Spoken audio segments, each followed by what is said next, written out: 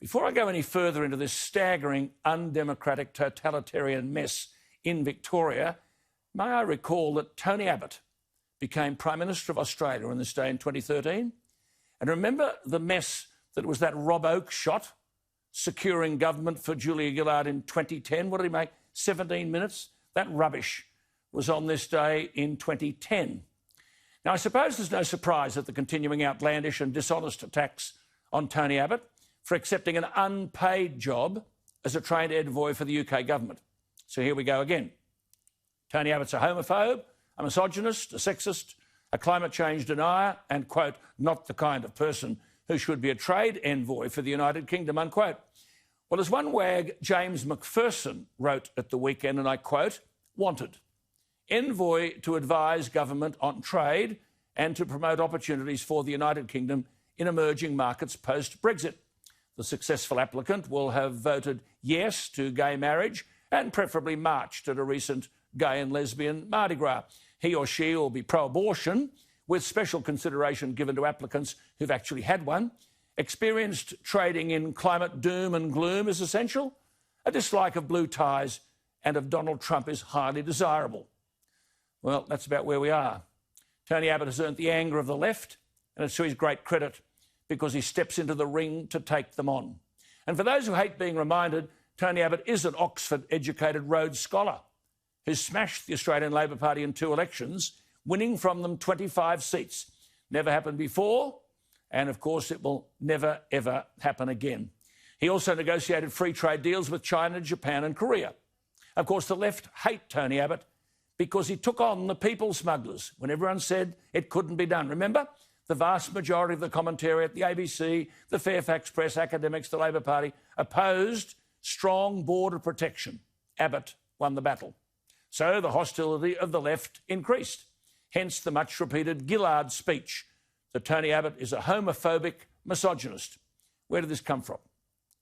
Well, in order for Julia Gillard to remain Prime Minister, Labor seduced a Liberal member of the federal parliament, Peter Slipper, to become Speaker. This was at a time when Slipper had made sexual comments to a staffer and had sent the staffer text messages in which he described in detail female genitalia. I won't repeat the descriptions here.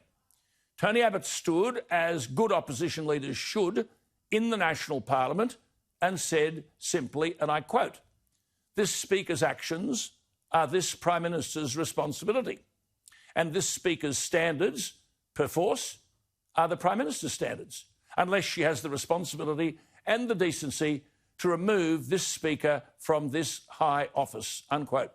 A perfectly responsible demand. Julia Gillard rounded on Tony Abbott, accusing him of dishonestly of misogyny. The speech reverberated around the world, and he continues to be branded with it. Tony Abbott has a wife and 3 daughters who can testify better than any to his generous treatment of women. And as for homophobia, only people close to Tony Abbott know of the support and encouragement he's given to his family and his sister when she announced her love for another woman.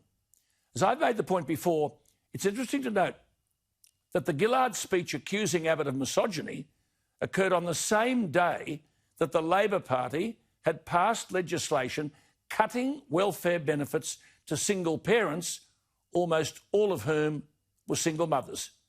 Standing up for women's rights, indeed for some of the most vulnerable women in Australia, played second fiddle to a dishonest attack on Tony Abbott.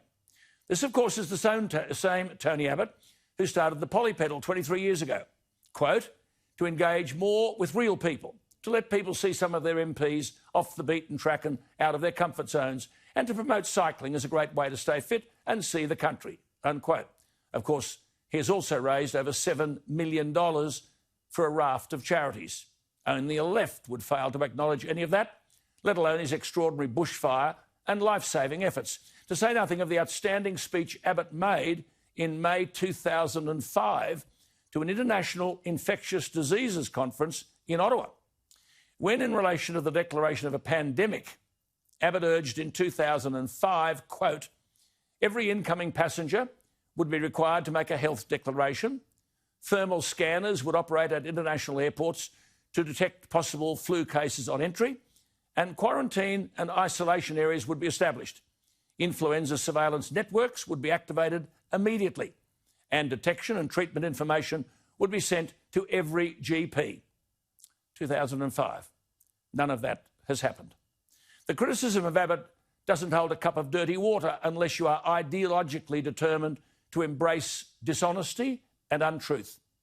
There's only one tragedy about the appointment of Tony Abbott, and that revolves around the persistence with which he's been excluded from a public role in his own country. Jealousy and envy in contemporary life will stop at nothing, but Tony Abbott, as always, will continue to rise above it.